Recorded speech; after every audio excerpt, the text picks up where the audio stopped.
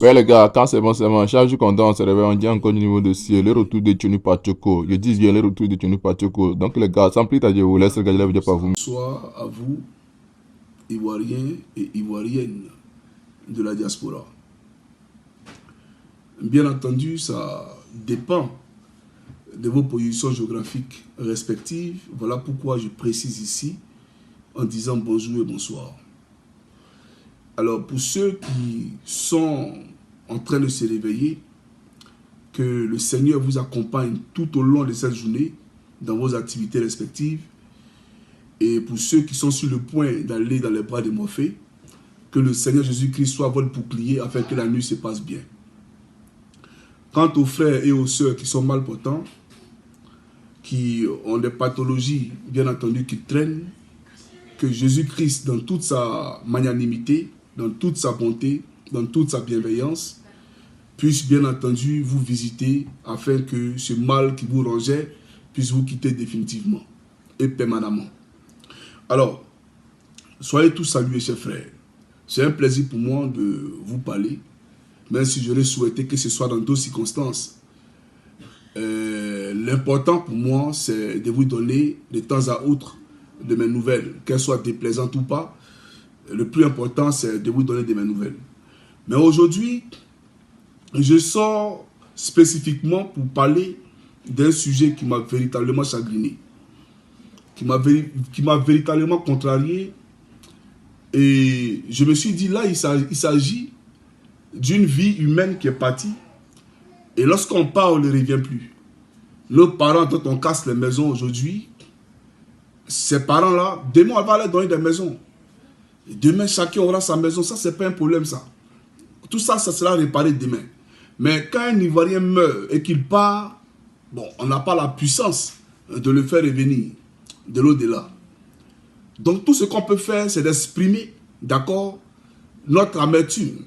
C'est d'exprimer notre mécontentement, d'extérioriser ce qu'on ressent au plus profond de soi. Et c'est dans cette démarche-là que je me présente à vous aujourd'hui pour qu'on épilogue ensemble sur la question de la mort du camarade de DJ Doliziana. Voyez-vous, j'ai vu la vidéo et il ne faudrait pas se mentir, j'ai fondu en larmes parce que moi, tout ce qui peine les Ivoiriens me peine aussi. À ça, je le dis, j'aime tellement la Côte d'Ivoire, j'aime tellement les Ivoiriens qu'il m'arrive souvent, et très souvent, parce que c'est répétitif, de passer des nuits blanches à penser, bien entendu, au bonheur des Ivoiriens. Donc quand j'ai écouté ça, impuissant, j'étais là et j'avais mal, j'avais très mal. Et après, j'ai vu le frère qui est ressorti pour faire une vidéo, pour s'excuser auprès du ministère de l'Intérieur et auprès du corps. Bon, je ne sais même pas si on doit appeler ça un corps médical parce que c'est des assassins en blouse blanche, des petits démons, des lucifériens, des PD, d'accord, qui sont aujourd'hui en train de donner la mort, ça et là, en Côte d'Ivoire, en toute impunité. Donc, je n'ai pas appelé ça un corps médical. Parce que ceux-là, ils seront tous remplacés demain. Et pour tous les crimes qu'ils ont commis, ils paieront pour chaque sang qui est versé en Côte d'Ivoire. Ne vous en faites même pas pour ça. Soyez sereins et imperturbables. Ces assassins dans les hôpitaux en col blanc, là, ils paieront pour tous les crimes qu'ils ont commis. Ça, vous avez perdu un parent, écrivez et puis gardez. Dans quelles circonstances ça s'est passé, écrivez et puis gardez. Retenez le nom du médecin, ne vous en faites même pas. Comme ils n'ont pas envie de travailler, ils iront très rapidement à la retraite. Et ceux qui ont envie de travailler, d'européaniser la Côte d'Ivoire, pas sur le plan de la culture, mais sur le plan de la rigorosité du travail, on va leur donner le travail, ils vont travailler. Mais pour dire quoi? Pour dire que j'ai écouté la vidéo avec amertume. J'ai été beaucoup intrigué. J'ai été beaucoup blessé. J'aimerais le dire. Et j'ai vu le frère venir s'excuser le lendemain auprès du corps soi-disant médical, du ministre de la Santé, etc., etc. Bon, je vais d'abord demander aux Ivoiriens d'écouter notre frère avec objectivité, avec lucidité, pas avec passion. Il faut dépassionner ici, bien entendu, notre manière de voir les choses ou de comprendre son message. il faut l'écouter avec objectivité. Et puis on va voir véritablement de quoi il s'agit. De toutes les façons, je ne suis pas ici pour répondre. Adolijana, il est en deuil. Donc nous, notre rôle, c'est de pleurer avec lui. D'accord? Mais je suis ici pour m'adresser au corps médical, soi-disant, et au ministre de la Santé, et aux rebelles, au patron sauté, Alassane Dramane Ouattara, à la tête de la Côte d'Ivoire. Mais on va écouter le frère de prime abord, et bien entendu, après, voilà, je vais commencer la vidéo proprement dite. Alors, chers amis, chers frères et sœurs, un instant, hein. Voilà, je vais allumer le Bluetooth comme ça, on va tous écouter ce qu'il dit. Voilà. Mais ici, on est un gars, un frère, qui parle de ce qu'il a vécu, qui raconte ce qu'il a vécu. Vous comprenez? Voilà. Émotion ou pas, il raconte ce qu'il a vécu. Ce n'est pas un enfant. Voilà, ce n'est pas un enfant de 15 ans ou ce n'est pas un enfant de 10 ans. Même les enfants de 10 ans, ils peuvent relater ce qu'ils ont vécu. Vous comprenez? De façon intelligente. Donc, on va l'écouter rapidement, sans passion aucune. Et bien entendu, après, je vais commencer la vidéo. C'est-à-dire la vie de l'homme n'est rien, quoi, ici au-dessus de je sais pas quoi.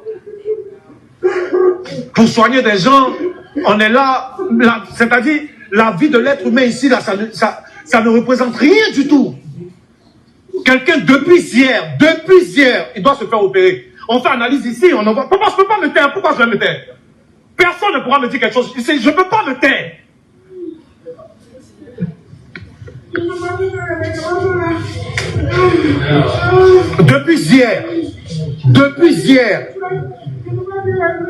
Depuis hier, toujours les chutes, toujours. Il n'y a jamais le respect ici pour quelqu'un, jamais.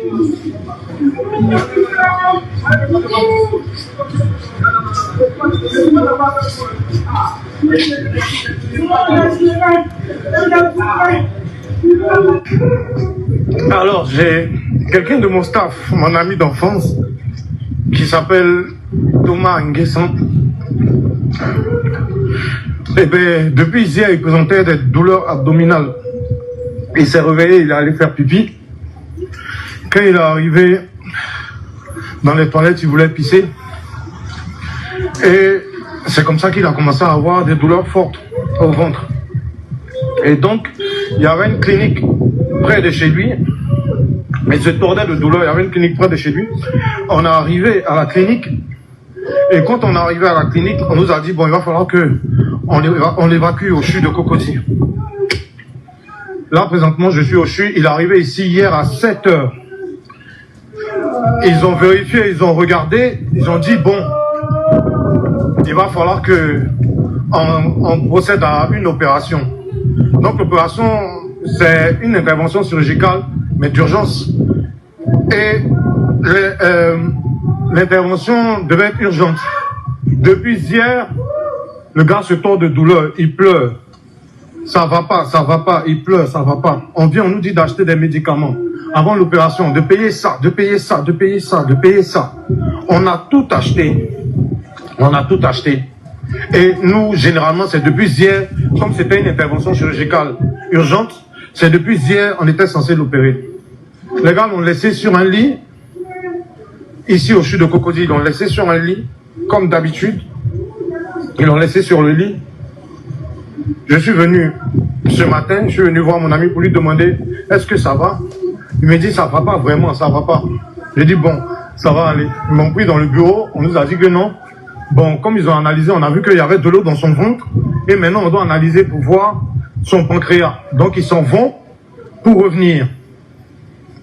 Et là, le chirurgien vient de m'appeler pour dire que ils n'ont pas pu faire l'opération. C'est-à-dire, ils n'ont pas pu faire l'opération. En plus de ne pas pouvoir faire l'opération, ils ont laissé mon ami sur un lit d'hôpital crevé. On est en Côte d'Ivoire. C'est chez nous. Pour se soigner encore, on a des problèmes. Depuis hier, les autorités de ce pays essayaient de voir. C'est pas qu'on va tous crever qu'on va se plaindre. Voilà. Ça, c'est la première vidéo. Donc, je disais que fallait l'écouter avec objectivité, sans passion aucune. Et bien entendu, Voilà, chacun allait se faire une lucane, d'accord, une lecture des propos qui ont été bien entendu énoncés. Mais avant, bien entendu, d'aborder ce sujet-là, on va écouter sa deuxième vidéo. Voilà, sa deuxième vidéo où il vient présenter ses excuses au corps médical. Voilà, on va écouter ça rapidement. Et bien entendu, après, je vais commencer la vidéo. Voilà. On écoute rapidement.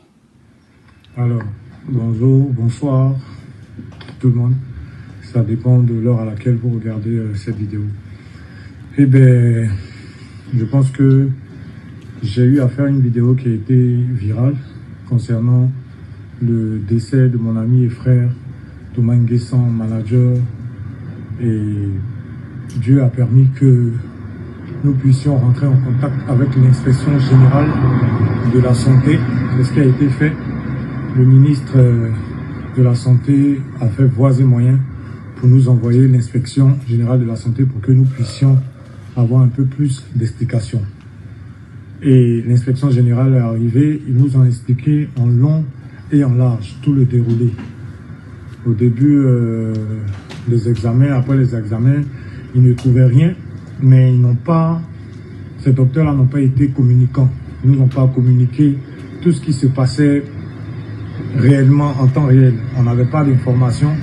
Et à chaud, j'ai réagi un peu très fort sur cette vidéo où je voyais ça comme un délaissage concernant le patient. Et bien, il s'avère que quand ils n'ont rien trouvé, ils ne pouvaient pas l'opérer directement. Il fallait encore qu'on fasse des analyses, le temps de se décider qu'on l'opère, parce qu'on ne trouvait vraiment rien pour essayer de voir réellement ce qui se passe. Ça a été trop tard et j'ai fait une vidéo vraiment à chaud. Je tenais déjà à dire merci à l'inspection générale qui s'est rapprochée de nous, qui nous a demandé et qui nous a expliqué en long et en large tout ce qui s'est passé. Ça a plus été un problème de communication que autre chose. Les docteurs ont fait leur travail, ils ont essayé de faire ce qu'ils pouvaient, mais seulement qu'on ne nous parlait pas. Et dans le corps médical, je pense qu'il y a des secrets, mais nous, on avait vraiment bien envie d'être sur la bonne moralité et sur le côté humain où on devait nous expliquer les choses telles qu'elles sont. Donc, de par cette vidéo, je tenais à m'excuser auprès de la direction générale du CHU de Cocody pour cette vidéo où je suis allé un peu à chaud concernant parce que j'ai perçu cette nouvelle-là en plein fouet et ça m'a mis dans toutes mes émotions. Et je tenais aussi à leur dire merci pour avoir déjà essayé de sauver cette vie-là, malheureusement, qui n'a pas été fait. Et je pense que c'est des choses qui arrivent, c'est la nature. Je tenais aussi à dire merci au ministère de la Santé. Merci à monsieur le ministre qui a fait voies et moyens pour pouvoir nous envoyer l'inspection générale de la santé. Je dis merci aussi à l'inspection générale de la santé. Bon, écoutez, comme je l'ai dit, bonjour. Je ne suis pas ici pour répondre à Doliziana. Mais la norme aurait voulu que c'est lui qui est en deuil. C'est lui qui a perdu son frère, qui a perdu son ami. Et c'est lui, paradoxalement, qui vient présenter ses excuses au ministre de la Santé, au corps médical, qui a fait tout ce qu'il peut, etc., etc. Mais vous voyez ces deux vidéos. Voilà pourquoi j'ai voulu qu'on écoute les deux vidéos.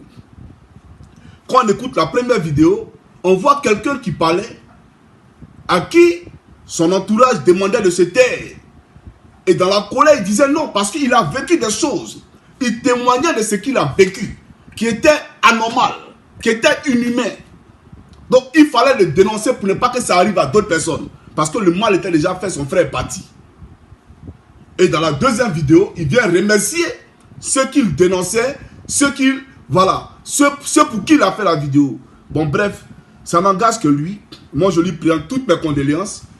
Mais j'aimerais dire au ministre, soi-disant de la Santé, toi, tu n'es pas un modèle. D'abord, tu es un assassin. Tu as tué ton gars du corps, un Camerounais. Et donc, toi, tu es un prisonnier en Suisse.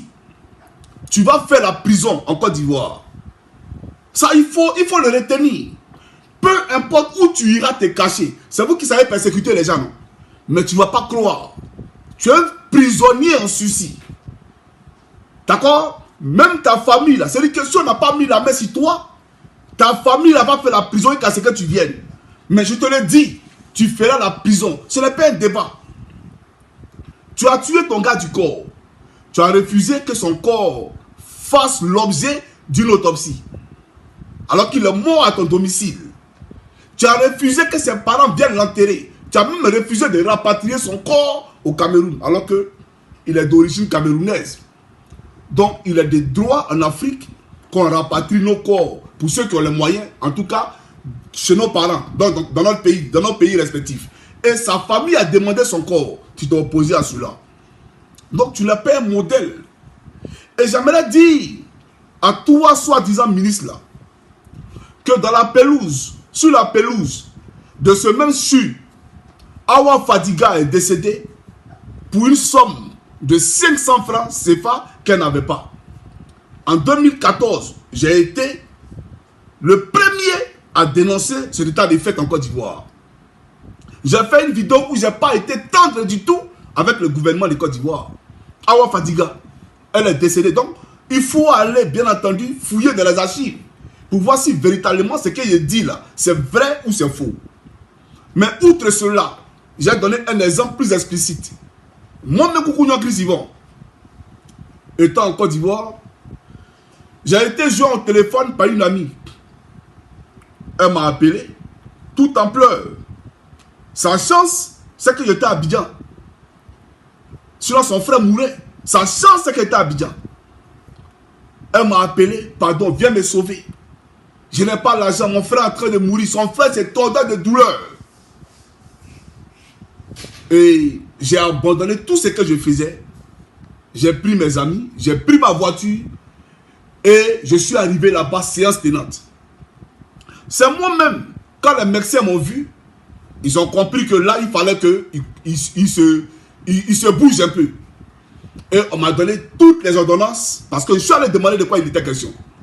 On m'a donné toutes les ordonnances. Je suis allé non loin de la RTI, il y a une pharmacie qui est là. Quand tu quittes le CHU, j'ai payé tous les médicaments. Je suis venu donner ça à ces soi-disant médecins-là. Ces assassins en col blanc, je suis venu leur donner ça pour que son frère soit sauvé. Et voilà comment il a eu le traitement. Alors, j'aimerais ici relever certains points dans l'allocution de DJ Doliziana, voilà, autant pour moi. Il a dit que quand il est arrivé, son frère s'est tourné de douleurs lombaires, d'accord? Et donc, normalement, quand on arrive aux urgences là, on parle d'urgence. Urgence, mais ça veut dire quoi? Au lieu de donner ma propre définition, je vais aller sur Google pour voir le sens étymologique du mot urgence.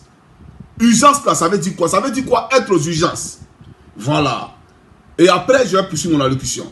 Alors, urgence. Alors, les urgences, dans le langage courant, les urgences désignent le service d'un hôpital qui reçoit 24 heures sur 24 les malades et les blessés. D'accord? Les malades et les blessés graves. Ou les situations soudaines qui exigent une action immédiate. Ou les situations soudaines qui exigent une action immédiate. Donc ici, on parle d'immédiateté de l'action. Au cas où on a une action soudaine qui se présente à nous. C'est-à-dire quelqu'un peut être accidenté, quelqu'un peut piquer une crise cardiaque, quelqu'un peut, en tout cas, faire un malaise, on l'envoie rapidement aux urgences. Et donc là, sa prise en charge là, doit être immédiate. C'est de ça qu'on est en train de parler ici. Alors, voilà les gens, on arrive à l'hôpital aux urgences. On a un frère qui se tord de douleur. Il est en train de pleurer. On donne ordonnance à Doliziana. Il faut aller à l'hôpital. Il faut aller à la pharmacie pour aller payer médicaments. Comme on a donné ordonnance à mon ami qu'elle m'a remis pour que je n'ai pas payé les médicaments. Mais j'aimerais poser une question. Et si Doliziana n'avait pas l'argent pour payer les médicaments? Et si Koukounion Chris, alias Johnny Pacheco, n'avait pas l'argent pour payer les médicaments, alors les malades, là, ils allaient faire quoi? À cette question-là, il faut répondre. Draman, l'homme de Sendou, ce Burkinabé à la tête de la Côte d'Ivoire, à cette question, il faut répondre. Ceux qui n'ont pas l'argent, à qui on donne des ordonnances, tu t'en vas aux urgences, tu es accidenté, soit même inconscient. Et puis on donne ordonnance, on dit va aller payer médicaments. Donc en ce moment-là, c'est un centre hospitalier, on appelle ça centre hospitalier universitaire par rapport à quoi? On appelle ça hôpital public par rapport à quoi? À la question là, il faut répondre. Les gens vont à l'hôpital et vous leur donnez ordonnance. Donc, si tu n'as pas l'argent, tu meurs alors. Est-ce que quand Ahmed Bakayoko a été empoisonné, qu'on l'a envoyé ici, en Occident, ils ont donné ordonnance à Ahmed Bakayoko pour dire va payer médicaments? Quand Draman Ouattara vient soigner ses problèmes ici, quand il vient se faire soigner ici, là, on lui donne ordonnance pour dire va payer médicaments pour venir. Vous voyez la Côte d'Ivoire? Et pendant ce temps, on vous chante l'émergence. Et on est en train de préparer l'indépendance de la Côte d'Ivoire. Indépendance, on va défiler à Yepougon. Vous voyez, quand je vois tout ça, j'ai franchement mal. J'aimerais ici qu'on m'appelle la ville fantôme, qui est Yamoussoukro. C'est une ville fantôme. Là-bas, tout le butin qu'on vous faut à faire, là, ça, c'est les troupeaux de bœufs, d'accord, qui, bien entendu, remplacent les véhicules là-bas. Donc, appelez cette ville fantôme qui est Yamoussoukro. Et venez qu'on déblatère en profondeur sur la question de la prise en charge de tous ceux véritablement qui sont malades et qui nécessitent, d'accord, que les médecins se penchent sur les cas. J'aimerais véritablement qu'on discute dessus. Alors, je pose une question simple. Est-ce que, quand on n'a pas l'argent là, on fait quoi? Si quelqu'un n'a pas là pour payer les médicaments, qu'est-ce qu'on fait pour lui? Chouchou, va chez maman, j'arrive. Non, non, non, non, non. Allez, va chez maman. D'accord? C'est là, vraiment. Non, viens ici. Allez, viens ici. Yo.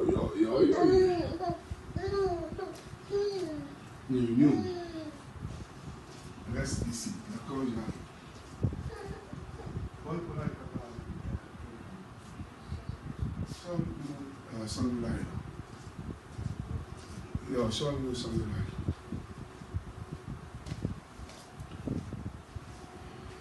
Voilà, donc, excusez-moi, voilà, tous ceux qui sont pères, ils vont comprendre ça. Alors, donc ça c'est le premier point. Alors, voici quelqu'un qui arrive à l'hôpital et pendant 24 heures, c'est-à-dire, on fait les examens, on voit, on fait l'imagerie, on se rend compte qu'il y a de l'eau dans son ventre. Mais quand il y a de l'eau dans le ventre là, les frères, il y a que les blancs ont créé là. Ce n'est pas seulement fait pour créer des chansons ou pour aller faire des montages pour faire rire les gens. IA, c'est aussi fait pour s'instruire. Donc ça veut dire, même si tu n'as pas fait d'école de médecine, tu peux interroger IA pour voir le traitement que ton frère là, il devait avoir normalement. C'est ça qui est la réalité. On peut interroger IA pour voir le traitement que le frère devait avoir là. De quoi il était question véritablement. Alors, moi j'ai interrogé IA. Et voilà ce que IA dit. Les éléments critiques de la situation d'urgence de la douleur. Une douleur abdominale aiguë et intense avec épanchement de liquide, entre parenthèses, acide, nécessite une surveillance continue. Une surveillance continue. Est-ce que le frère de Doliziano, là, il a eu une surveillance continue? Non. Donc, je poursuis. Et des examens immédiats, entre parenthèses, bilan biologique, imagerie. Vous comprenez? Alors, vous avez fait l'imagerie. Vous avez dit qu'il y a l'eau dans son ventre. D'accord. Donc, maintenant qu'on connaît, qu'on sait qu'il y a l'eau dans son ventre, qu'est-ce qu'on fait? Parce que le fait qu'il y ait de l'eau dans son ventre, mais il peut avoir des facteurs désastreux. Il peut avoir des inconvénients. C'est ça la réalité. Alors, le facteur temps, 24 heures, c'est-à-dire son patient était couché là. C'est-à-dire que sans assistant, toute la nuit, il est couché. Il n'y a pas eu de médecin, ils sont allés à la maison, ils l'ont laissé. Il s'est tordu de douleur. Donc, il a dit que le fait de le laisser la coucher sans assistance aucune a engagé son pronostic vital. Donc, son pronostic vital a été engagé. Dès lors qu'il y a l'eau dans ton ventre, il peut avoir une infection. Et ça peut toucher des organes vitaux. Et une fois qu'un autre organe est touché, c'est la mort systématiquement. Voilà ce que ça dit. Là, mais je ne l'y mets pas. Parce que, c'est-à-dire, aujourd'hui, là, la connaissance à la portée de tout le monde. Non seulement, vous n'avez pas pu traiter la douleur. Quelqu'un ne peut pas venir à l'hôpital. Et puis, il est dans un état vraiment, je dirais, pernicieux. C'est la douleur qui est son... c'est-à-dire, c'est la douleur qui le détermine, qui le définit. Il est en train de pleurer. On n'est pas capable de lui injecter des antibiotiques pour tuer la douleur, pour calmer la douleur, afin que l'eau qui est dans son ventre là, ne soit pas infectée pour toucher deux organes vitaux. Mais comme des organes ont été touchés, voilà comment il est mort. Voilà pourquoi il est mort. Et le truc, c'est que quand les médecins disent non, on devait faire l'imagerie ou analyser son pancréas. Donc, vous faites l'imagerie du ventre pour voir de quoi il s'agit véritablement.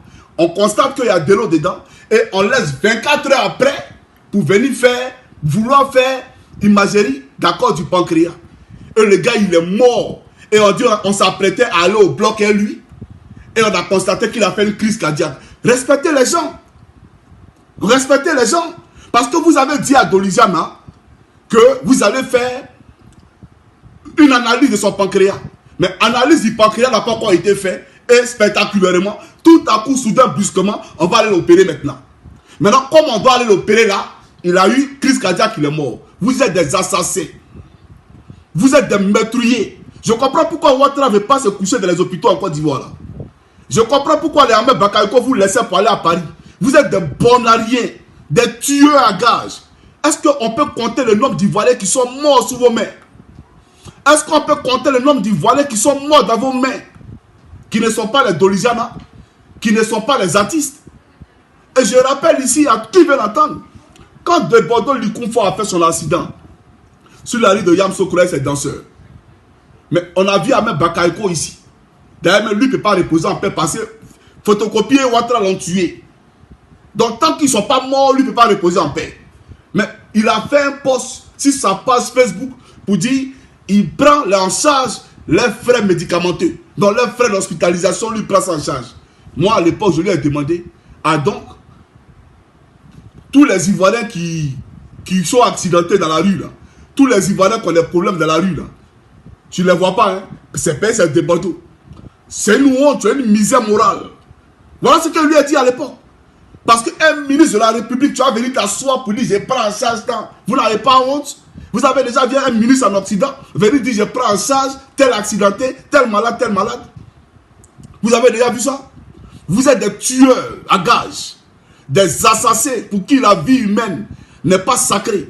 Et d'ailleurs, on le comprend. Quand on prend des armes pour massacrer les gens, verser le sang pour arriver au pouvoir, on comprend que la vie humaine ne soit pas sacrée. Quand on fait des recrutements sur la base ethnique et que ceux mecs qui sont aujourd'hui en col blanc, en blouse blanche, ne sont même pas les Ivoiriens, là, qui sont là pour tuer les gens parce qu'ils n'ont rien à foutre de la Côte d'Ivoire, on peut comprendre ce qui est en train de se passer aujourd'hui. Vous comprenez? Donc, pour dire aux Occidentaux, voilà ceux qui viennent de poursuivre là. Mais tout compte fait, vous êtes dans le même complot. Voilà, la même théorie là, vous êtes dedans. Mais moi, personne ne peut m'éteindre. Personne ne peut me dissuader ni m'intimider. Je n'ai ni peur de la prison. Et je ne suis pas un criminel pour aller en prison. Je veux la libération de mon pays. Je veux que les Ivoiriens profitent de la sécurité sociale. Je veux que les Ivoiriens soient au même titre que les Occidentaux. Voilà ce que je veux pour mon pays. Et si c'est un crime, je suis un criminel. Ah oui, je l'assume, je suis un criminel. Donc pour dire, voilà des gens qui se lèvent pour venir raconter des balivernes nous concernant. Mais voilà comment on tue les Ivoiriens à petit feu en Côte d'Ivoire. Ceux qui n'ont pas l'argent pour payer, ordonnance, on fait comment? Venez qu'on en parle, venez nous expliquer. On fait comment pour eux? C'est hilarant. C'est choquant. Vous êtes des meurtriers. et vous tuez, et lui, il vient pour vous demander pardon. Pardon. Lui, son frère est mort. C'est lui à qui on doit venir demander pardon. C'est lui qu'on doit consoler. Mais quand vous êtes c'est-à-dire que des vates en guerre, des truands, des FRC, on ne doit pas parler dans le pays. On ne doit pas critiquer dans le pays. Allez voir à Gagnoua dans quelles conditions les gens se soignent. Allez voir même à Korogo dans quelles conditions les gens se soignent. Ils font semblant de mettre des goudrons de pacotilles devant les maisons des gens à Korogo. Mais vous regardez les maisons des gens, c'est des taudis, des trouaras, des maisons même là. Quand tu regardes, c'est en état de putréfaction avancée. Et sur le goudron, c'est quelques motos. La pauvreté à la grande échelle partout dans Korogo. Quand vous regardez le centre hospitalier de Korogo, c'est-à-dire que lui-même, même si on le paye des milliards, il ne va jamais se coucher là-bas. Et on ment aux gens. On ment aux gens. On crée une école de police là-bas. Leur fait croire que c'est le développement. Yopougon, où vous partez d'après vous pour défiler là. Yopougon, c'est une commune précaire. Tout Yopougon là doit être cassé et puis on reconstruit. Vous n'avez pas au courant de ça? Et parce que lui, Draman, l'empereur Draman, l'assassin, le criminel, doit arriver à Yopougon, on va aller balayer les rues, on va aller enlever les ordures dans les caniveaux. Donc, lui, il est conscient que vous vivez mal. Il est conscient que vous vivez dans l'insalubrité. Il est au courant de ça. Et donc, c'est parce qu'il arrive qu'on doit nettoyer. Voilà vos dirigeants. Voilà vos dirigeants. Mais j'aimerais ici qu'on passe en revue une vidéo. Voilà, qu'on passe en revue une vidéo et après, bien entendu, je vais poursuivre mon allocution. Voilà, je vais poursuivre mon allocution après avoir écouté cette vidéo-là. D'accord? Alors, écoutons ensemble ces camarades, c'est parti.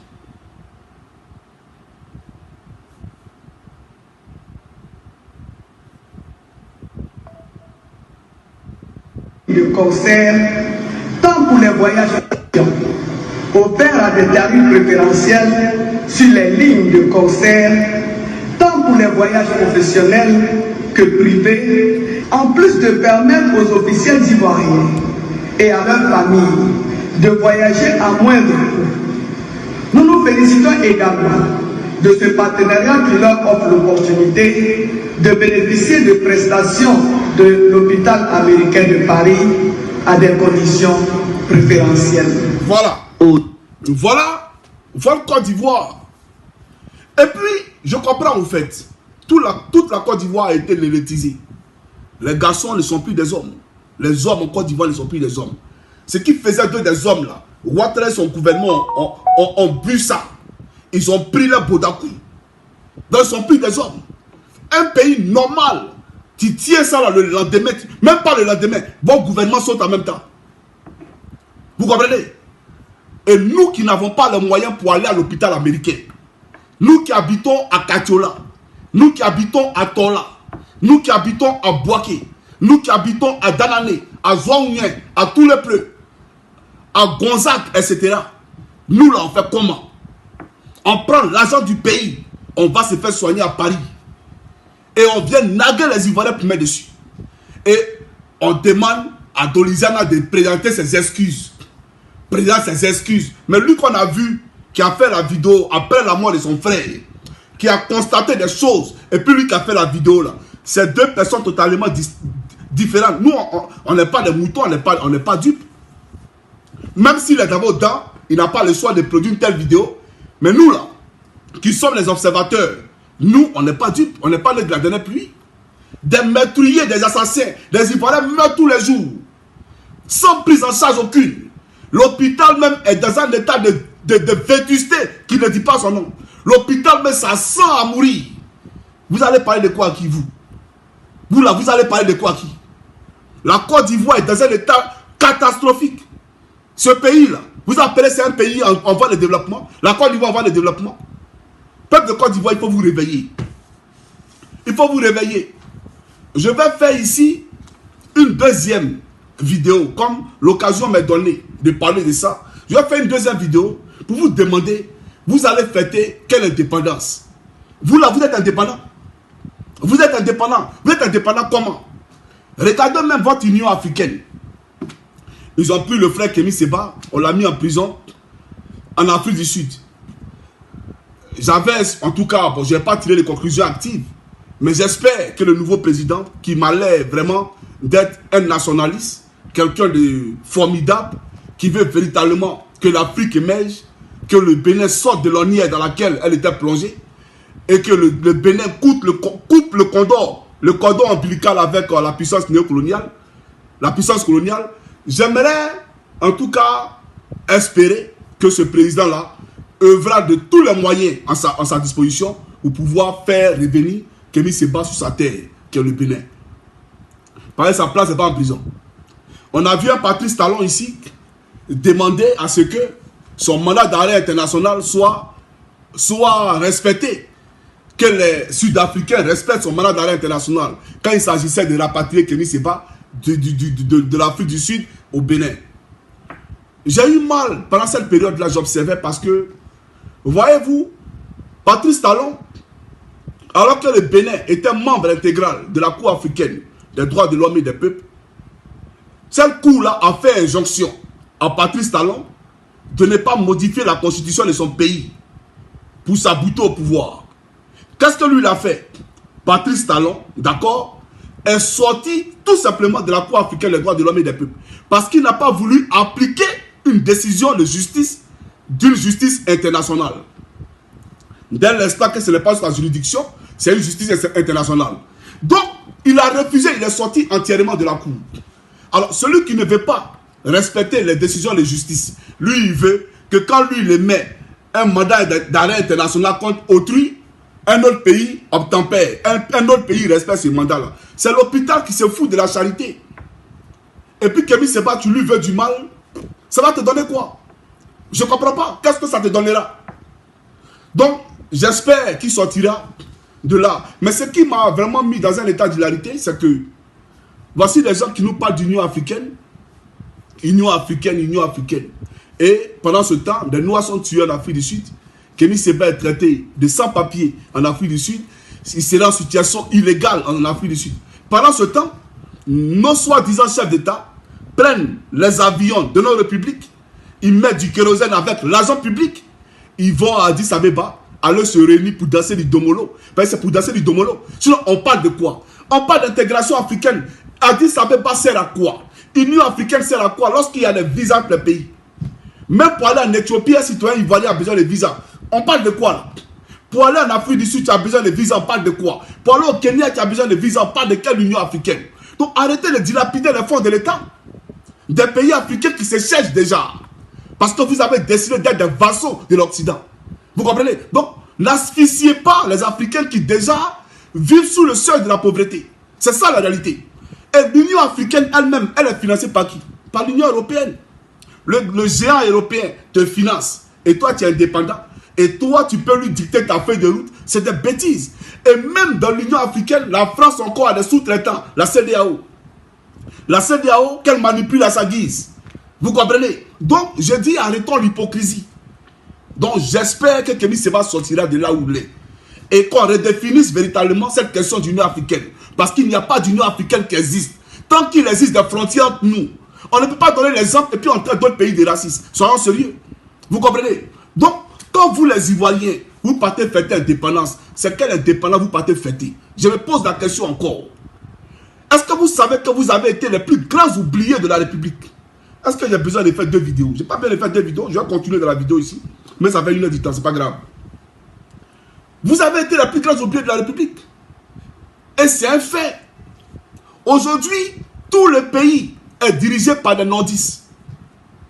Loin de moi l'idée d'accord de créer un clivage. Mais le clivage, il est déjà constaté puisque eux-mêmes ont créé les conditions pour que la Côte d'Ivoire soit un pays clivant. Ce n'est pas moi. Le clivage, ils l'ont créé eux-mêmes. Parce qu'ils se plaisent là-dedans. Quand d'autres sont exclus, et puis eux, ils ont tout en Côte d'Ivoire. C'est eux qui pensent pour nous. Ils sont les bien-passants de la Côte d'Ivoire. Vous comprenez que le mal, il est profond. On nous a parlé de rattrapage. Mais même au temps de Gbagbo, qui a été rattrapé? Gbagbo il a fait quoi à qui? Gbagbo a donné quoi à Koukounion Chris? Mais je suis bêté. Gbagbo a fait quoi à Gagnoua? Qui à Gagnoua a été rattrapé? Pour ne pas dire oublié. Donc on va les rattraper.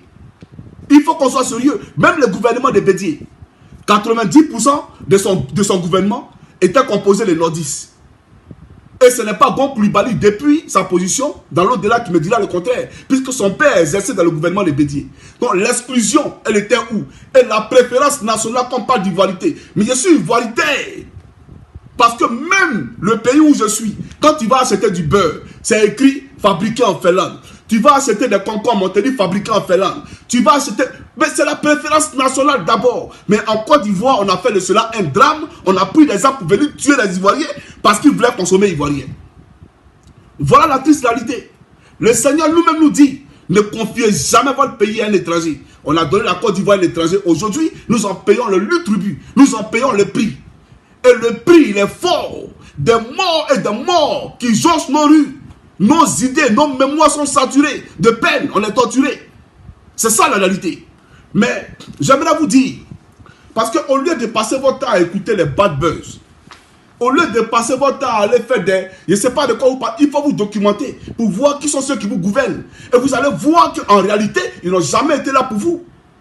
Alassane Dramane Ouattara et son pouvoir trabilaire n'ont jamais été là pour vous. Un pouvoir totalitaire, un pouvoir dictatorial, ils n'ont jamais été là pour vous. C'est sanguinaire, c'est tueur, c'est eux qui viennent faire la morale aux gens. On saisit la justice en Finlande. Mais moi, ils m'ont fou de ça aujourd'hui et puis demain. Ah, j'aimerais vous le dire. Même si je suis devant vous, hier parlé, moi je marche avec l'Éternel, le Seigneur Jésus-Christ. Des gens qui sont faits de poussière, eux là, ils vont m'effrayer, c'est par rapport à moi. Toi-même, tu es proche de la mort. Le RDA est un parti proche de la mort. Parce que vos cadres là, la majorité là, vont mourir. Et d'autres seront prisonniers. Et votre Ouattara, il est près du tombeau. C'est une réalité. Mais nous là, nous on émerge. Nous on émerge. Donc vous gagnerez mieux à faire profil bas que de nerver tout le monde. Vous comprenez? Mais on va avancer. Il y a quoi là? Alors, c'est comment Afrique peut les Côte d'Ivoire. Je vais vous montrer ici les différents DG des structures étatiques et du portefeuille de l'État. D'accord? Donc, je vais donner les noms de tous ces DG là et vous allez voir véritablement comment la Côte d'Ivoire est conçue. Sous Alassane Dramane Ouattara. Même Gbagbo Laurent n'a pas fait ça là. Gbagbo Laurent, il n'a jamais fait ça là. Vous comprenez? Mais on va aller en profondeur. Il y a quoi là? Alors, chers amis africains de Côte d'Ivoire. Alors, je commence rapidement. Alors, le DG du port d'Abidjan, il s'appelle Kassoum Traoré. Le DG du port de San Pedro, donc ils ont enlevé Lamizana, le mari de Anou Loto. Voilà, parce que quand je parlais de ça, les gens racontaient les balivennes. Mais elle est venue officialiser. Ils n'ont jamais dit que Johnny Pacheco, puisqu'il dit que moi, il diffame les gens. Mais quand j'ai parlé de ça, on dit non, Johnny Pacheco, il diffame les gens. Mais quand elle-même, elle est venue officialiser, là, vous avez dit quoi? Présentez-moi vos excuses. C'est ça la réalité. Donc, le nouveau s'appelle Dali Pascal José. Et vous allez voir, il est le seul. Hein. Il dit que tout ce qui est cité là, vous allez voir. Donc, DG du port d'Abidjan, Kassoum Traoré, port de San Pedro, Dali Pascal José. DG du fer, la Lélé là, voilà, qui l'a, votre soi-disant influenceuse, on ne sait pas qui est l'influence, Annick Toé Lasmel. Alors, DG, un instant s'il vous plaît, on va aller. Rakas, voyez qu'on a été Valopa, là, en texte. Excusez-moi, je demande à madame d'allumer la lumière, comme ça je vais. Là, Valopa, Kitos, voilà. Alors, je continue. DG de l'assaut des forts, le général Koulibaly Brahima, DG de l'Anander, Sidiki Sissé, DG de la police, Youssouf Kouyaté, DG de la douane, bon, général Pierre Alphonse, donc ça fait le deuxième qui n'est pas Djoula, DG, commandant supérieur de la gendarmerie, l'assassin criminel Apalo Alexandre Touré, tueur des gendarmes, DG de la Gesposi, Brahima Doumbia, son adjoint, c'est la Poclé, nièce Alassane Dramane Ouattara, Nina Keïta, cette Poclé qui est aux États-Unis. DG de la Petrosi, Fatou Sanogo, nièce d'Alassane Dramane Ouattara. DG de l'AGEROUTE, Fabrice Koulibaly. DG de l'AGEFOP, Karitia Koulibaly. DG de la CIE, d'ailleurs la CIE c'est pas à nous, mais comme c'est implanté en Côte d'Ivoire et que la Côte d'Ivoire est actionnaire à 15% D'accord? Donc, on fait ce privilège-là de nommer un Ivoirien à la tête là-bas. Mais l'Ivoirien, là, c'est qui? Amadou Bakayoko. DG du Bénin. Kinapara Koulibaly. DG de Vitib Sa. Vitib, donc V-I-T-I-B. S-A à côté. Mebiti Dosso. DG de l'ADCI. Ouattara Tante Eric. DG de Côte d'Ivoire Énergie. Traoré Amidou. DG de la Sogedi. Mamadou Diomandé. DG de UDT. I2ET. Lassila Dosso. On poursuit. DG de Côte d'Ivoire, de Orange Côte d'Ivoire. Bon, c'est une multinationale qui appartient à la France. Mais comme c'est implanté en Côte d'Ivoire, on fait des privilèges à la Côte d'Ivoire. Le DG là, c'est qui? Mamadou Bamba, donc recommandé par Draman. DG de l'Office ivoirien des chargeurs. Issoufou Sidibé, donc OIC. DG de l'OIC. Issoufou Sidibé. DG de la CMB. Donc eux, ils travaillent, d'accord, dans les mines, donc dans le baffing. Donc, il y a Mike Matea, d'accord, qui travaille avec Sekou Diaby. Sekou Diaby, hein, je dis bien Sekou Diaby. Alors, on poursuit. Donc, Sekou Diaby est son adjoint. Mike Matreas, bon, ça, c'est pas un nom ivoirien, ça. Voilà. DG de la Citaraï, Simplice Esso. Voilà. Ça, on a pris un ivoirien parce que Citaraï, bon, ça, c'est la vieille école, ça. Il y a quoi là-bas? Il n'y a rien là-bas. Donc, on a pris quelqu'un, on l'a mis là-bas. DG de la SMI, donc toujours dans les mines. Tianaga Drissa Soro. DG de l'IPS, Segrae. Abdramane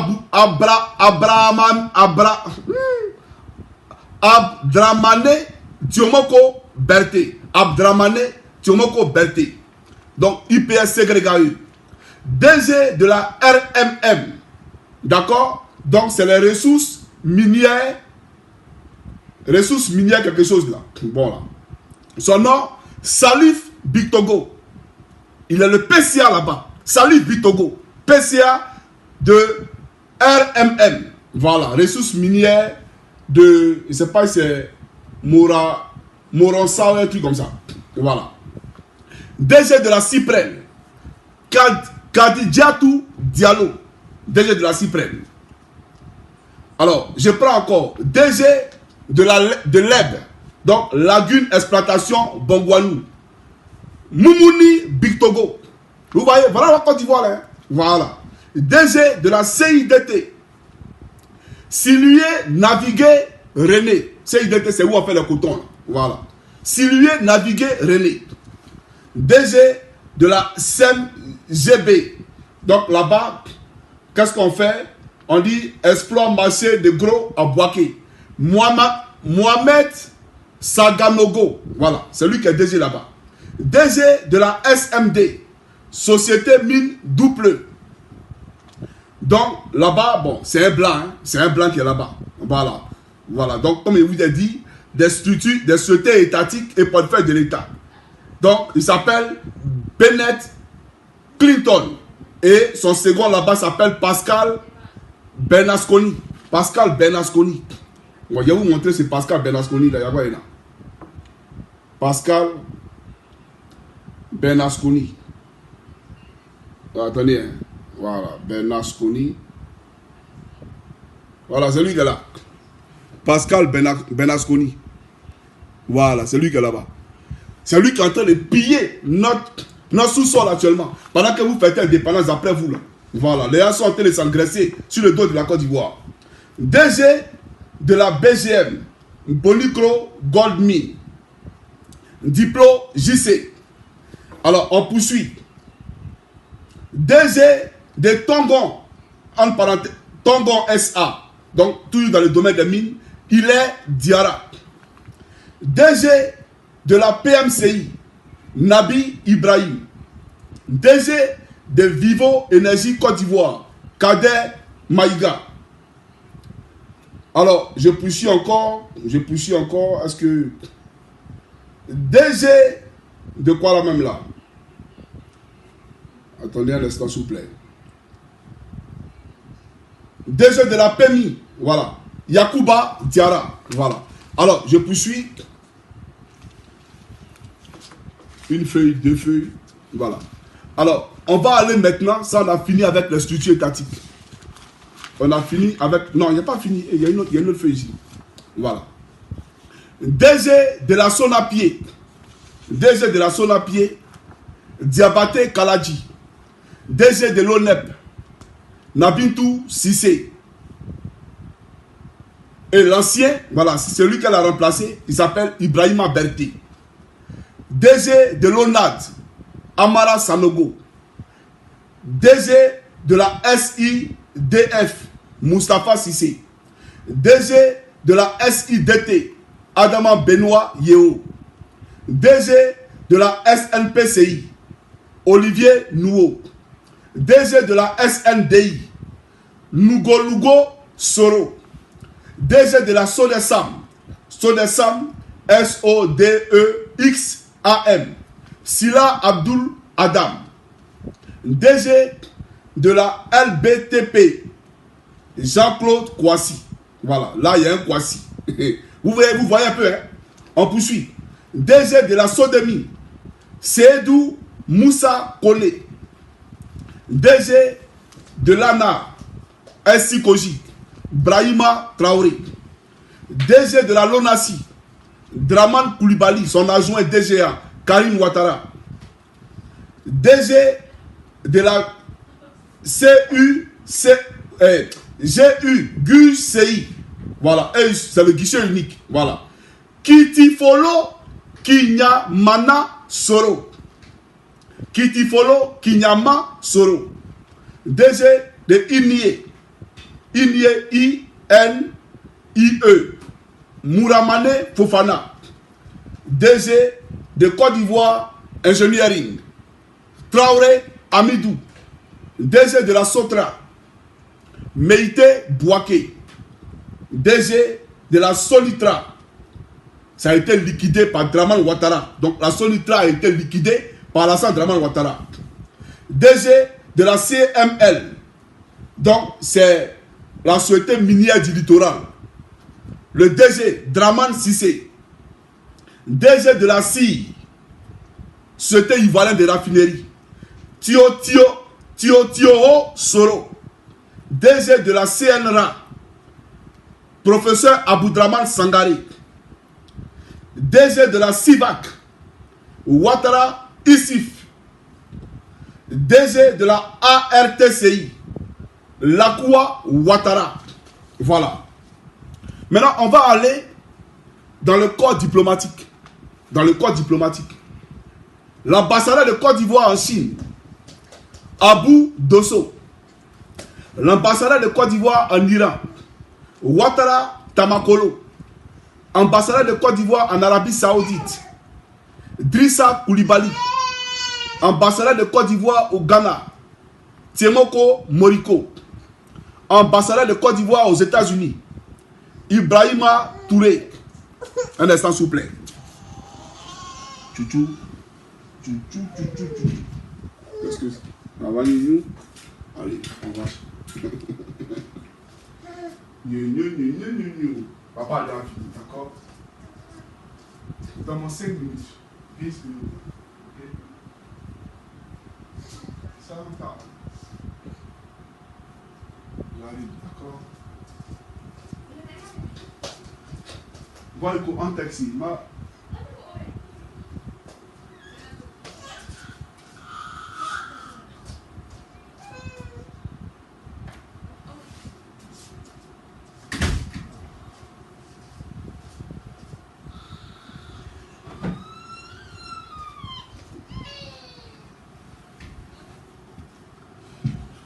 Et là, comme si ça ne suffisait pas, mairie de Yopougon, premier adjoint au maire de la commune de Yopougon, Yaya Doumbia. Voilà, c'est ici mon écran ici. Premier adjoint au maire de la commune de Yopougon, Yaya Doumbia.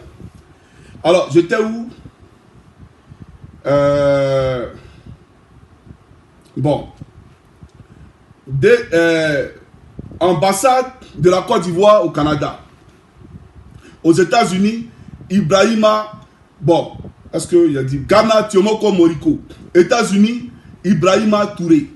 Canada, Bafetige Ouattara. Au Nigeria, Kalilou Traoré. En Pologne, Diabaté Abdallah Aziz. En Grèce, Madame Nogozen Bakayoko. En Turquie, Khadijatou Touré. En Allemagne, le même Abdallah Aziz Diabaté. Au Maroc, Lamine Ouattara. En Italie, Nozagin Bakayoko, la même. En Suisse, Kwadjo Adjoumani. Voilà. En Autriche, Sissé Yakouba, qui est aussi l'ambassadeur de Côte d'Ivoire en Croatie. Au Luxembourg, Abou Diara, Abou Dosso plutôt, qui est aussi ambassadeur de Côte d'Ivoire en Belgique. En Hollande, Mifugo Youssouf Djerasouba. En Scandinavie, donc la Norvège, la Finlande, le Danemark, la Suède, la Lettonie, la Lituanie, donc tous les pays baltes, c'est le rebelle là, le rebelle là. Il s'appelle comment? Touré Ama Pélican. Touré Ama Pélican. Je vais vous le montrer ici. Voilà. Je vais vous le montrer, le rebelle là. C'est lui qui est ambassadeur aujourd'hui ici. Ce rebelle là. Voilà. Vous allez le voir ici.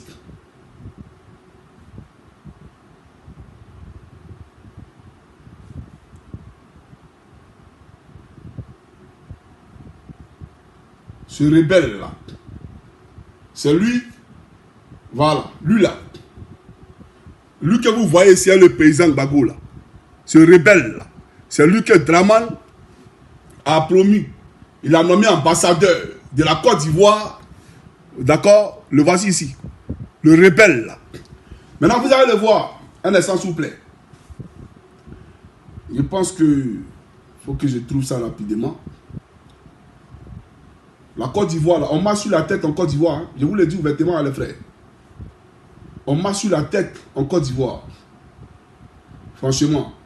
Alors, où j'ai mis ça, un instant, si je peux trouver ça, ça me fait plaisir. Voilà. C'est lui qui est là. Hein, le président finlandais. Ce rebelle là. C'est lui qui est ambassadeur. Alors, je poursuis. Non, ça c'est la Scandinavie et les pays baltes. D'accord? Alors, DG et Eric DG, ambassadeur de la Côte d'Ivoire en Afrique du Sud. Sakaria Kone, ambassadeur de la Côte d'Ivoire au Mali. Cheikh Ibrahim Bakayoko. Au Burkina Faso, Lamine Ouattara. Au Cap-Vert, Mamadou Aïdara. Il est aussi ambassadeur de la Côte d'Ivoire au Sénégal. En Gambie, Touré Sekou, le général Touré Sekou. En Guinée-Conakry, Issoufou Koulibaly. Au Gabon, Kakabe, Kwadjo Konan Betin. Au Brésil, Diamatoune Alassane Zie. Au fait, j'étais tellement dégoûté que j'ai arrêté de prendre note. Parce que c'est abusé.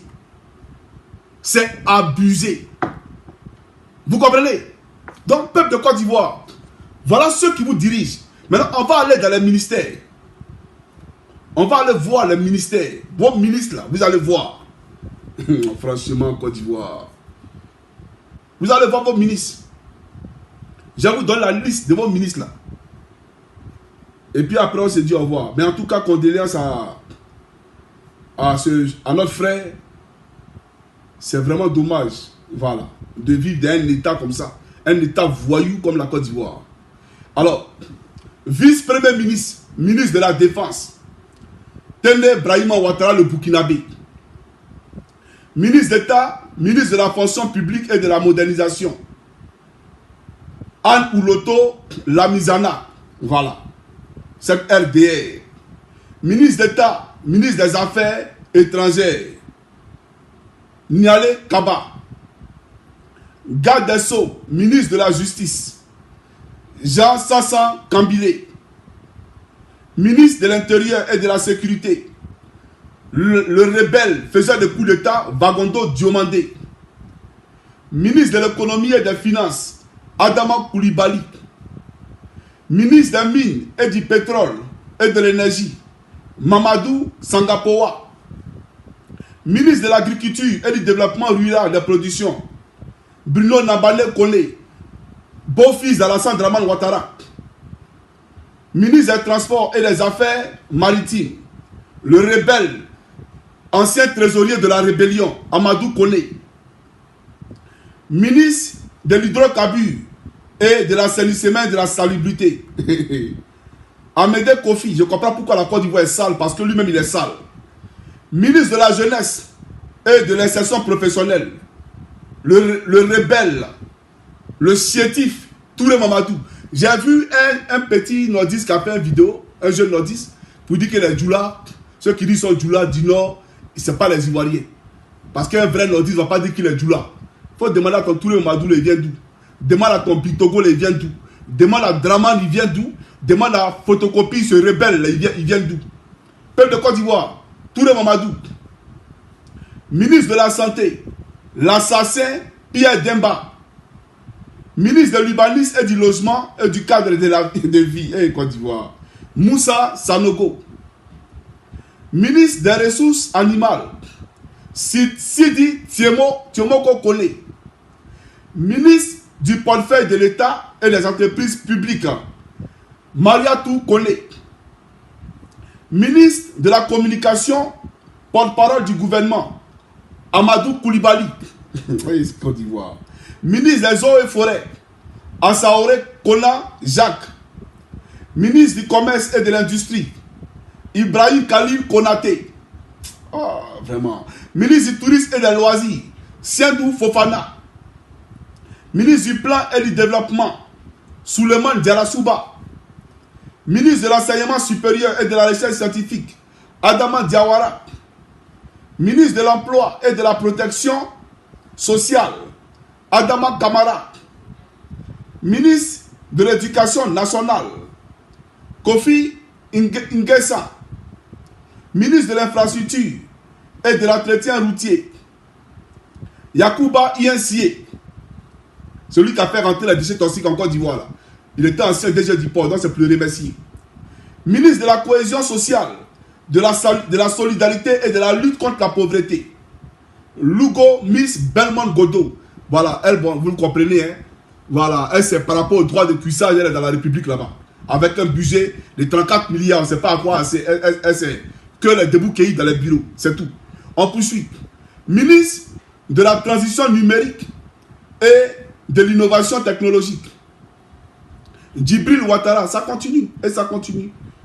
Ministre de la femme, de la famille et de l'enfant, Nassene Touré. Et ça continue. Ministre de la culture et de la francophonie, Remarque Françoise. On ne sait pas, on vous prenait le Libanais pour venir mettre dans le gouvernement de Côte d'Ivoire. Des étrangers, les Ivoiriens sont là, hein, mais c'est les grattés en propre pour mettre dans leur gouvernement. On poursuit. Et c'est la femme d'un drogué, Malik Toé, elle met un film drogue. Votre ministre, là, un film drogue. Son mari, c'est Malik Toé, c'est un fumeur de drogue. Et vous le savez très bien. Des vendeurs de drogue, et tous en Côte d'Ivoire. Ministre des Sports, Adje Silas Metch. Ministre de l'Environnement et de la Transition écologique, Abou Bamba. Encore eux, encore eux. Ministre délégué auprès du ministre des Transports et des Affaires maritimes, Célestin Seredo. Voilà, c'est lui, bon, ça c'est le vendu là, le guerrier vendu là. Ministre délégué auprès du ministre d'État, ministre des Affaires étrangères, ministre délégué. Tous sont en queue des postes. Adama Dosso, pour faire manger ses frères, pour faire manger le LDR. Alors on poursuit. Ministre délégué auprès des ministres de l'Éducation nationale et de l'alphabétisation. Mais il faut alphabétiser vos frères du LDR. Hein. Ils en ont besoin. Voilà, vos moutons du LDR, ils en ont besoin. Jean-Louis Moulot, ministre délégué auprès du ministre de l'Agriculture, Bernard Kinikomwe. Donc on a pris un peu quelques noms là. Et puis voilà, on dit qu'ils sont délégués. Voilà, même pas 1% de non-nordistes. C'est-à-dire qu'on prend ceux qui ne sont pas nordistes là, même pas 1% dans la liste des ministres. Même pas 1% dans la liste de tous ceux qui sont déjà des structures étatiques en Côte d'Ivoire. Dans la liste des ambassadeurs, même pas 1%. Voici malheureusement la Côte d'Ivoire. J'ai tenu à vous dire ça. Pour vous dire, vous allez chercher quoi les dépendances là? L'aéroport international Félix Houphouët-Boigny d'Abidjan, Aéria, c'est pour une multinationale française. Ça ne vous appartient pas. Air Côte d'Ivoire, la compagnie d'aviation, d'après vous, nationale, que vous prenez pour aller à Paris, l'actionnaire majoritaire à Air Côte d'Ivoire, c'est Air France, une multinationale française. Donc, Air Côte d'Ivoire appartient à la France. Quand Air France vient atterrir sur le tarmac de l'aéroport Félix Houphouët-Boigny d'Abidjan, elle ne paye pas de droits de sol. Elle ne paye pas de droits d'atterrissage à l'État ivoirien. Or, dans un pays normal, tous les avions qui atterrissent là doivent payer un droit de sol au pays. Ça veut dire, tous les avions, que ce soit Bruxelles Airways, que ce soit Turkish Airlines, etc., quand ils viennent en Côte d'Ivoire, qui prend l'argent? C'est Air France. Aéria, là, c'est pour eux, c'est pour la France. Donc, l'aéroport de Côte d'Ivoire appartient à la France.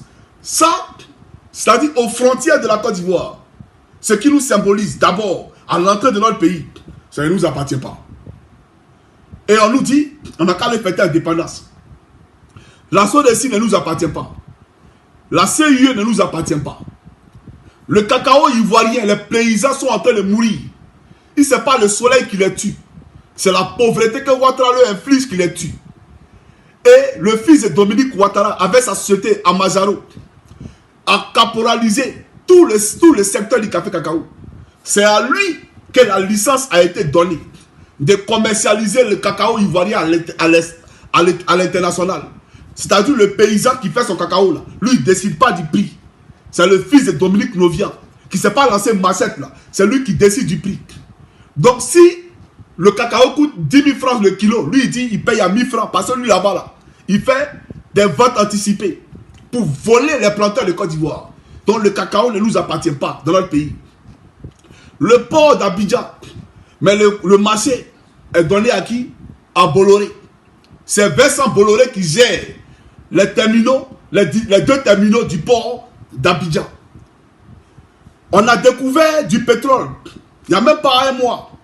D'accord? C'est-à-dire après le gisement Baleine, on a découvert du pétrole. C'est une multinationale américaine qui a eu le marché pour venir exploiter, d'accord, ce gisement-là, du pétrole qu'on a découvert dans nos eaux. Alors que paradoxalement, Donald Trump a refusé que les Ivoiriens aient même des visas pour aller supporter les simples équipes nationales à un mondial qui était censé rassembler tout le monde pour manifester la joie. On nous a refusé des visas. Mais nous, on découvre de la richesse dans nos eaux, c'est eux qui viennent exploiter. Et pendant ce temps, ils nous traitent de pays pauvres. Tout ce qui est minerai en Côte d'Ivoire, l'or, le diamant, si Ouattara fait la chasse aujourd'hui aux orpailleurs clandestins, c'est parce que les multinationales étrangères qui pillent la Côte d'Ivoire sont en train de lui mettre la pression. Parce qu'il ne veut pas que les orpailleurs gâtent leur marché, gâtent leur business. Ouattara a vendu la Côte d'Ivoire. Donc, eux, là, en retour, Ouattara doit sécuriser pour qu'eux, ils pillent le sous-sol ivoirien. Voilà pourquoi on envoie la gendarmerie pour aller tuer les orpailleurs. Sans compter qu'Aparo lui-même, il est un orpailleur parallèle. Voilà la Côte d'Ivoire dans laquelle on vit. Vous comprenez? Et quand vous prenez aujourd'hui le franc CFA, une monnaie qui n'est pas convertible, une monnaie qui n'est pas reconnue à l'international, mais on l'utilise dans notre pays. Ouattara nous avait annoncé qu'on allait créer l'ECO. L'ECO encore qu'elle est sous domination de la France, comme lui les vassals, et il ne veut pas sortir de cette dépendance française. Il ne veut pas sortir de l'assujettissement. Il avait décidé de créer l'ECO en 2021. Où en sommes-nous 5 ans après? Où en sommes-nous 5 ans après? La Côte d'Ivoire ne fabrique pas sa propre monnaie. Nos capitaux sont dirigés, sont gardés par les banques étrangères. Il n'y a aucune banque ivoirienne qui nous appartient. Tout a été liquidé, tout a été privatisé. On construit la tour F. On dit non, on veut embellir la Côte d'Ivoire. Alors que les Ivoiriens vivent dans un état de pauvreté extrême. Quel Ivoirien est capable de louer ne serait-ce qu'un appartement dans les immeubles au plateau? À plus forte raison dans la tour F. Quel Ivoirien possède un hôtel luxueux? Quand les étrangers arrivent, quand les touristes arrivent, ils vont dans l'hôtel de l'Ivoirien. Quel Ivoirien a un pouvoir d'achat? Ça n'existe pas. C'est la misère grandissante partout en Côte d'Ivoire. Rien ne nous appartient dans le pays. Et on nous parle d'aller fêter l'indépendance. Avec des engins qui ont été achetés avec la France. Vois-tu même la bus tombe dans l'eau. On attend la France pour venir enlever le bus dans l'eau. Il y a eu un accident tout dernièrement là, sur l'âge de Tabou, bien quoi là. C'est-à-dire les blessés, c'est eux qui vont prendre corde pour attacher le car, pour le faire sortir du ravin. Et on nous parle d'indépendance. Les engins qui ont défilé, Kalachnikov, vous ne savez pas fabriquer. Voiture, vous ne savez pas fabriquer. Aiguille, vous ne savez pas fabriquer. Et vous allez venir défiler avec la fabrication des autres pays. Quand Poutine défile, ce qu'il présente là, c'est lui qui produit ça dans son pays. Quand Macron défile, ce qu'il présente là, c'est lui qui produit ça dans son pays. Quand l'Amérique défile, ce qu'elle présente là, c'est elle qui produit ça dans ses usines. Mais voilà des gens, des éternels assistés, qui passent leur temps à acheter, qui pensent que la vie se résume à des costumes cravates. Parce qu'ils ont porté cravate, la vie est confortable. Les enfants sont à l'étranger. Et puis on s'en fout du reste. Tous ceux qu'il a invités là, d'après lui, président d'institution, etc., qui vont venir là. Les maisons sont vides à Cocody. Hein. Les maisons sont vides parce que les enfants sont à l'étranger. Quand ils vont, ils sont là-bas avec le chien et puis la servante. Ou parce qu'eux-mêmes, ils ont un service même qui coordonne tout ce qui est préparation chez eux à la maison. Les maisons sont vides. On s'en fout de vous. La Côte d'Ivoire ne nous appartient pas. Le pays ne nous appartient pas. Les États-Unis pillent le pays. La France pille le pays. Et c'est un fait. Et c'est ce qu'ils dénoncent. C'est ce qu'ils dénoncent. C'est ce qui m'a valu, bien entendu, la suppression de toutes mes chaînes. Mais je suis venu ici pour dénoncer l'assassinat de notre frère ivoirien. Nguessan, qui est décédé de façon monstrueuse par des cannibales, des inhumains, des gens qui n'ont pas l'amour de Dieu en eux. Parce que il faut que vous compreniez que tous ceux qui sont morts quand vous étiez en exercice, d'après vous, les médecins, Dieu va vous demander le sang de chacun. Ah oui. Soyez-en rassurés. Le Seigneur vous demandera le sang de chacun. Parce que c'est vous qui les avez tués. Vous avez regardé l'argent au détriment de l'homme, au détriment de la vie humaine. La vie humaine n'est pas sacrée à vos yeux. C'est normal parce qu'en Côte d'Ivoire, c'est la rébellion. C'est les sanguinaires. Aujourd'hui, le mal est devenu le bien. Et le bien est devenu le mal en Côte d'Ivoire. Et on doit accepter ça. Un pays pourri, un pays tordu, tout est contrôlé. Des Burkinabés nous ont assiégés. Des étrangers nous ont assiégés. On pille le pays tel des vampires, tel des sangsues. Les Ivoiriens sont laissés pour compte. Avec une dette qui ne fait qu'exploser. 47 000 milliards de francs CFA. On va rembourser ça quand? Lorsque lui-même, le même Draman se plaignait que Gbagbo Laurent nous a laissé une dette de 6 000 milliards. Une dette à couper le souffle. Mais si 6 000 milliards coupent le souffle et 47 000 milliards, ça fait quoi? Mais ça nous enterre en même temps. Donc voilà la Côte d'Ivoire dans laquelle on est. Donc c'est de quelle indépendance on nous parle? Lorsque les dictats préparés sont prises depuis Paris. Lorsque Draman lui-même a validé un mandat illégal, illégitime, il est obligé d'aller faire une marée orange à Paris. Parce qu'il a besoin de l'aval du colonisateur français. La France doit donner son OK d'abord, avant que lui, il vienne massacrer le peuple de Côte d'Ivoire, puis s'asseoir au pouvoir. Un tas de poussière, un mortel péteur, c'est lui là qui pense que c'est lui qui a créé l'humanité. Mais ne vous en faites pas, comme je l'ai dit, vous êtes près de la tombe. Et vous allez aller dans la tombe. Et avec vous, beaucoup de vos militants du RDR. Et beaucoup iront en prison. Voilà, je ne vais pas extrapoler. Si mes condoléances à la Côte d'Ivoire et à tous ceux qui sont morts de façon malpropre, de façon inhumaine, à cause de ces médecins-là. Que Dieu vous bénisse. Sauf Draman et tous ceux qui ont défilé. Voilà. Soyez sans crainte aucune. Le pays, là, il sera libéré. Regardez à l'Éternel. Le pays, là, il sera libéré. Ne désespérez jamais de la Côte d'Ivoire. Il n'y a pas de sécurité sociale en Côte d'Ivoire. Parce que Mohamed Joly a sauvé des vies sur Internet. J'ai fait opérer des gens sur Internet ici. Voilà, même le dernier cas qui m'a frappé, c'est la petite fille là. Elle est bébé de 1 an, quelques mois. Elle avait une tumeur ici. C'est moi qui ai fait opérer ça. Et on vient dire à Doliziana, il faut présenter tes excuses. À qui? Un ministre compétent. Soyons sérieux. Que Dieu bénisse la Côte d'Ivoire sauf Draman. C'est le Kamar Koukounyo Chris Yvon dit Johnny Pacheco. On a ensemble, portez-vous bien. Ciao, ciao.